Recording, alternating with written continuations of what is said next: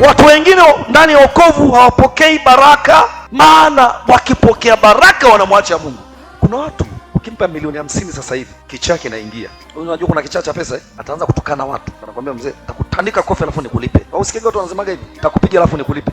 Kama sio kichaa cha pesa hicho ni nini? Yaani anaanza tu mbwembwe. Ataweza kanua gari hapa, akija anatimua vumbi.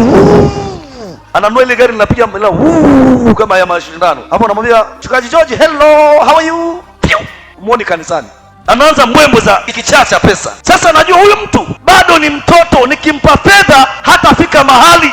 Kwa hiyo mpaka akomae. Na ndio sababu ya watu lokole wengi hawabarikiwi. Walokole wengi kwa sababu imani zao ni changa. Yaani akipewa chochote, baraka yoyote, anachanganyikiwa. Sasa Mungu anakuacha ukue kwanza. Utakapokuwa Mungu ataachilia pesa kwenye maisha yako. Sema amina kama unaelewa. Mwambie mzako toka kwenye utoto. Yaani dhamira yako ya kukua ndiyo itasababisha baraka za kimungu ziachiliwe kwenye maisha yako. Dhamira yako ya kutaka kukua. Unajua, ngoja niwaambieni, mimi naangalia kuna vijana wengi. Mimi ni mchungaji kijana na wachungaji wenzangu vijana ambao Mungu ameanza kuwabariki. Akishabarikiwa anachukua simu ya kwanza, simu ya pili, simu ya tatu, anazishika. Moja anaweka hapa, mchungaji huyo, moja anaweka hapa, moja anaweka hapa, moja anafanya namna hii, alafu anabadilisha na mwendo, alafu na sauti inabadilika.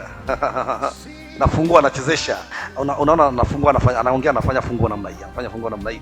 Yaani kashashanganyikiwa na vibaraka hivyo. Ngoja mpendwa, Mungu anataka tuache utoto ili achilie ni baraka kwenye maisha yetu. Sema amina kama unaelewa. Bwana Yesu asifiwe sana. Kuna watu wakibarikiwa huwasikii, kimya. Wana akaunti zao pale zimelala milioni 100, milioni 200. Husikii sauti yoyote. Zaidi ndio utamkuta anadeki kanisa, utamkuta anafanya usafi kanisani. Kuna watu wakibarikiwa wanafikiri watu wenye maisha ya chini ndio watafanya usafi kanisani, wengine wafanye usafi kanisani.